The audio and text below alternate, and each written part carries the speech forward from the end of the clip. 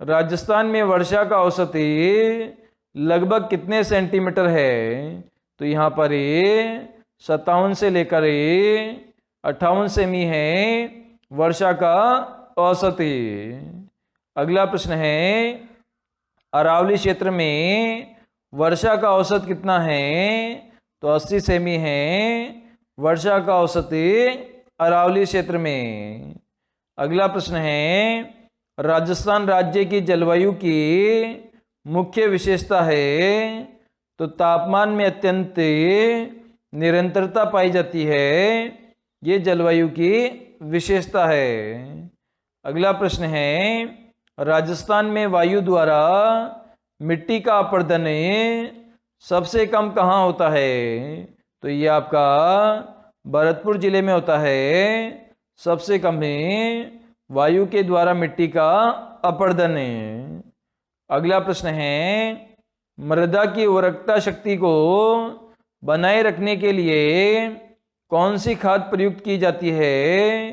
तो इसके लिए गोबर या हरी खाद प्रयुक्त की जाती है। अगला प्रश्न है, ऊसर भूमि किसे कहते हैं? तो ये खारी और जो लवणीय भूमि होती है उसे ऊसर भूमि के नाम से जाना जाता है। अगला प्रश्न है, भारतीय कृषि विभाग ने राजस्थान की मिट्टियों का वर्गीकरण किस आधार पर किया है? तो इसने मिट्टी की उर्वरकता के आधार पर राजस्थान की मिट्टियों का वर्गीकरण किया है। अगला प्रश्न है, राजस्थान में कृषक के लिए सर्वाधिक लाभकारी मिट्टी है? तो बलुई दोमट मिट्टी है जो कि कृषकों के लिए सर्वाधिक लाभकारी मिट्टी है। अगला प्रश्न है, मिट्टी की उर्वरकता और उत्पादन को प्रभावित करने वाले मुख्य कारण कौन से हैं?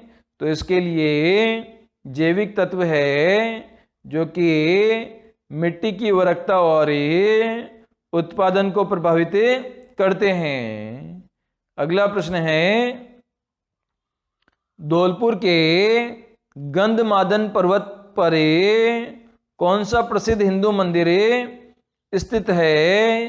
तो यहाँ पर मंचकुंड हिंदू तीर्थ स्थल स्थित है धौलपुर में। है गेप सागर झील के तट पर स्थित शिव ज्ञानेश्वरी वाले किस नाम से जाना जाता है? तो इसे एक थंबिया महल के नाम से जाना जाता है। गेप सागर झील आपके डूंगरपुर जिले में स्थित है और इस झील पर जो स्थित है एक थंबिया महल स्थित है। अगला प्रश्न है, राजस्थान में अधिकांश वर्षा किन पवनों से होती है?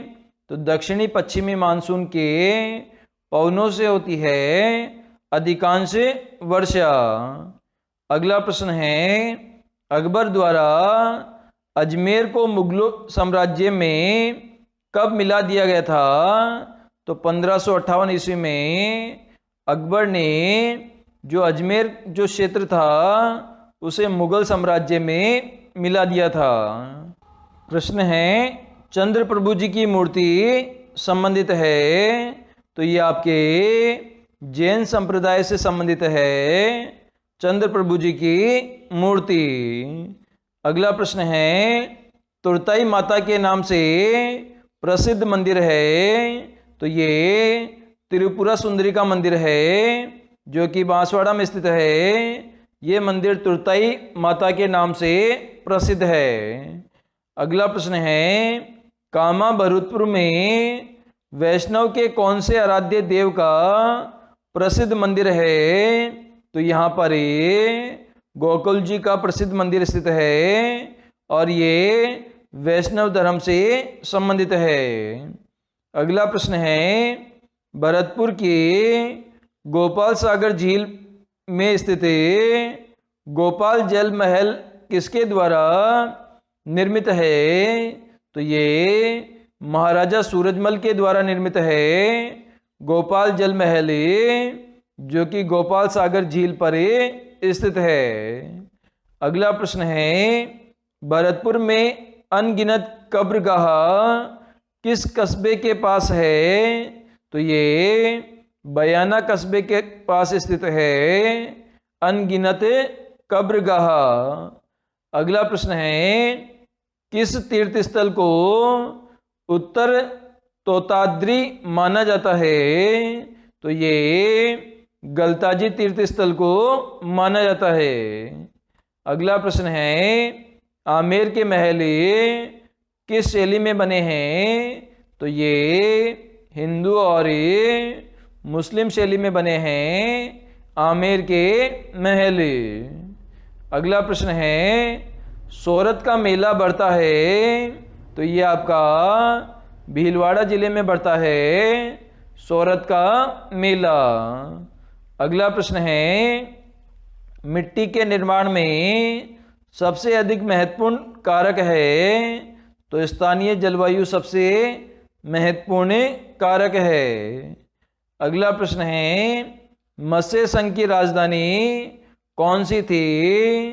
तो अलवर थी मत्स्य संघ की राजधानी। अगला प्रश्न है, राजस्थान राज्य में चंबल और माही बेसिन में पाई जाने वाली मिट्टी है? तो यहाँ पर काली मिट्टी पाई जाती है चंबल और माही बेसिन में। अगला प्रश्न है, राजस्थान राज्य में कपास की फसल के लिए कौन सी मिट्टी अधिक उपयुक्त है?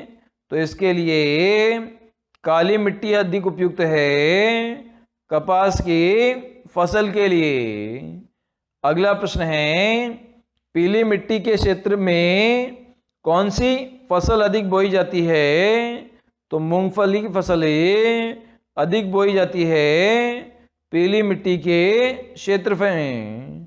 अगला प्रश्न है, राजस्थान में मिट्टी को उड़ने से रोकने का मरुस्थलीय क्षेत्र में सर्वोत्तम उपाय है? तो वृक्षों की पट्टी लगाकर मिट्टी को उड़ने से रोका जा सकता है। अगला प्रश्न है, राजस्थान में कौन सी मिट्टी में सर्वाधिक नाइट्रोजन की मात्रा पाई जाती है? तो ये आपके काली मिट्टी में पाई जाती है नाइट्रोजन की सर्वाधिक मात्रा। अगला प्रश्न है, राजस्थान में केंद्रीय शुष्क क्षेत्र अनुसंधान केंद्र स्थित है? तो ये आपका जोधपुर जिले में स्थित है केंद्रीय शुष्क क्षेत्र अनुसंधान केंद्र। अगला प्रश्न है, राजस्थान में बीहड़ भूमि का सर्वाधिक विस्तार किस जिले में है? तो ये आपके सवाई माधोपुर जिले में स्थित है बीहड़ भूमि का सर्वाधिक विस्तार। अगला प्रश्न है, Hindustan machine tools limited Ajmer किस देश के संयोग से चल रही है? तो ये चेकोस्लोवाकिया देश के संयोग से चल रही है हिंदुस्तान मशीन टूल से, जिसे हम HMT के नाम से जानते हैं, और यहाँ पर ये घड़ी बनाने का कारखाना स्थित है। अगला प्रश्न है, निम्न में से सही नहीं है। तो नाडोल जो है वो लक्ष्मण चौहान के द्वारा स्थापित है, बिल्कुल सही है। सिरोही लुम्बा चौहान के द्वारा स्थापित है, बिल्कुल सही है।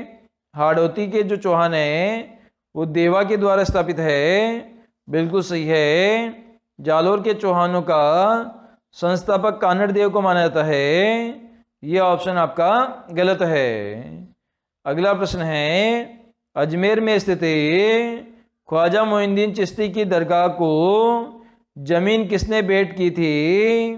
तो ये जगत सिंह ने भेंट की थी ख्वाजा मोइनुद्दीन चिश्ती की दरगाह को जमीन भेंट।